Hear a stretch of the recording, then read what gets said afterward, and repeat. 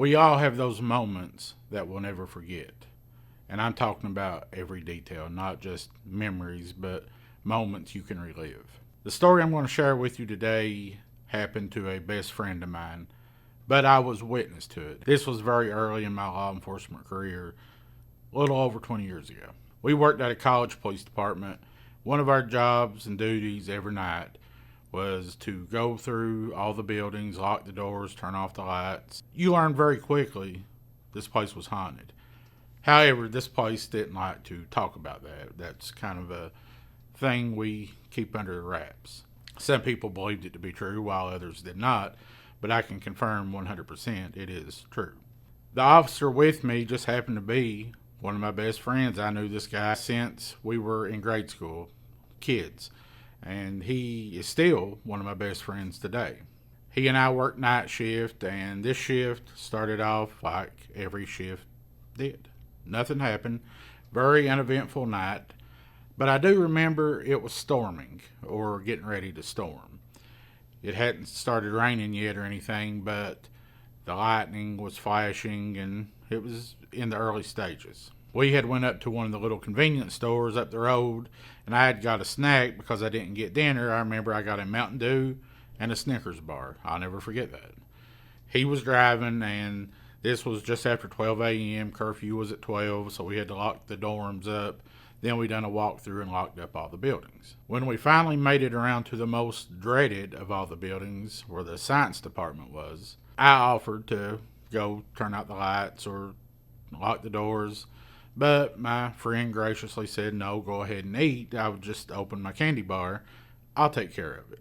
So I agreed, and I stayed in the cruiser. And before I get to what happened to him, a little backstory on this building and this campus in general.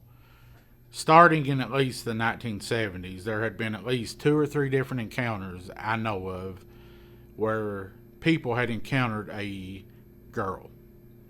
By girl, I mean college-age girl, 18, 19, 20-year-old. She was always dressed the same, with like bell-bottom pants on, kind of like a hippie, your stereotypical 1970s flower child. She had been spotted in this building and one of the ladies' dormitories. Fast forward to this night, I'm sitting in the cruiser, parked in front of this building. My friend gets out. He walks in. At that time, there actually wasn't a first floor. It used to be just mechanical rooms and stuff. Since then, it's been renovated and there is a first floor. So for this story, it's a 4-story building, but at the time, it only had 3 levels. My friend walks in the door. He goes up the stairwell to the first floor at that time. And you can see from one end of the hall all the way to the other, and there are windows on either side, so you can see outside.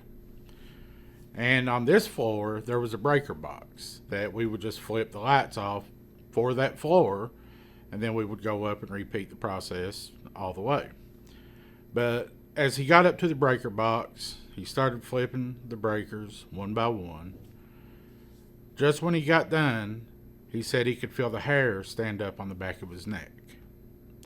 He just so happened to look down this hallway where he could see the window at the far end, and there was a flash of lightning. And in that flash of lightning, he could make out the perfect silhouette of a woman. He could make out she had long hair. I mean, it was just dark. It didn't have any color to it, but it was clearly a woman standing there at the end of the hallway. And that kind of freaked him out. I mean, it would freak me out, but it happened so quickly, and we wasn't really strangers to paranormal stuff. He just kind of blew it off and thought to himself, you know, it happened, but no, it didn't. It didn't happen. I'm just going to go on up to the next floor and do the same thing. So he goes back to the stairwell, goes up to the next level, repeats the process. Nothing happened. He goes up to the main top floor, at that time the 3rd floor. Now it actually is the 4th floor. And this hallway is a little different. It isn't just one big long hallway. It's more enclosed. We would always walk down the other side. There's steps on either side of the building. We would start over here, go across, come down this side. When he finally made it over to the other side and started down the stairs, he had just gotten maybe 1 level down when he heard something behind him. So he stopped. He turned around to look. Nothing was there. Nothing was out of place. So he started walking again back down the stairs.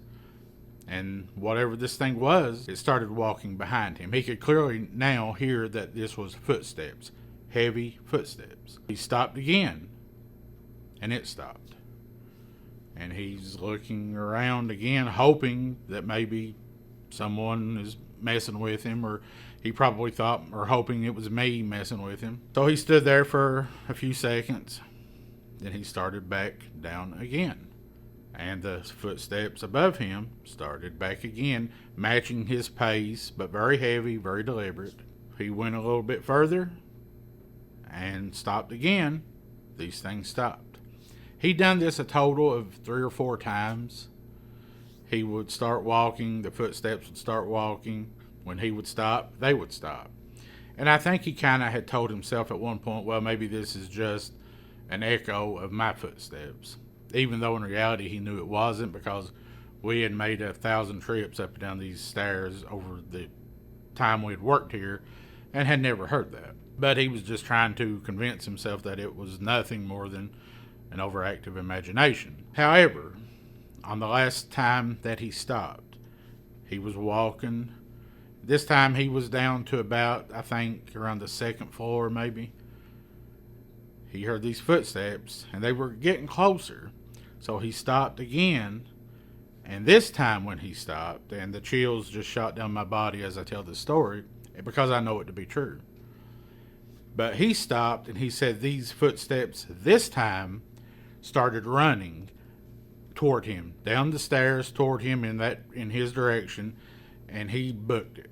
He didn't hold back. He didn't try to sound like he was just a bad dude. He was running for his life, or so he thought. And I witnessed this part. Keep in mind, I'm still out in the cruiser, Mountain Dew, Snickers bar, but I could see the front of this building. I'm right in front of it. And I just happened to see him run out the door. Well, he wasn't really, I didn't see him run. I seen him exit. He just caught my attention, and I went back to my food. He walked over to the car. He opened the door. He got in the driver's seat. And I looked over at him, and he was pale. I asked him, if something had happened, if something was wrong, and he didn't even speak for the first few seconds. That's when he told me what happened. But it didn't end there. So when these footsteps started running down toward him, and he started running, when he got down to the main bottom, and the door was there for him to exit the building, the one that I seen him come out of, he said when he pushed on that door and stepped out, he seen me. And I'll never forget, we both had on our Class A uniforms with all the badge, the shiny buttons, and all the bells and whistles.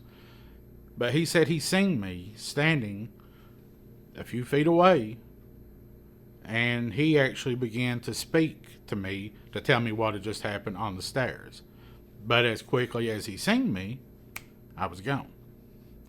And that's when he looked over to the car and could see me still sitting there. So when he actually got in and I'm still sitting there enjoying my Snickers bar, he was pale and speechless for a few moments. Then he proceeded to tell me everything that had happened. And this is one of my best friends even today. He was a groomsman in my wedding. I was a groomsman in his wedding. We're still very close. And that's just one of many experiences, but I know 110% that did happen to him. And this building is a paranormal mecca. I don't know what the issue is with it, but that's the one building that was dreaded the most. I could literally sit here for days and tell stories of things we had happen in that place. But I will say this, that wasn't the last time that another officer here said he seen me, sort of like a doppelganger, actually in the building that I'm in right now. This would have been 6-7 years later. I'll save that one for another day. So if you've ever encountered a ghost or anything paranormal or been chased out of a building or a house, let me know in the comments. If you enjoyed this video, please hit that like button, turn on all notifications, and subscribe so you'll know when when I post videos just like this. You can follow me over on TikTok, Instagram, and Facebook as The Supernatural Sleuth. Or if you have any story, picture, or video you'd like to share, you can email me at thesupernaturalsleuth@gmail.com. Thank you guys so very much. You have a blessed day. I'll see you soon.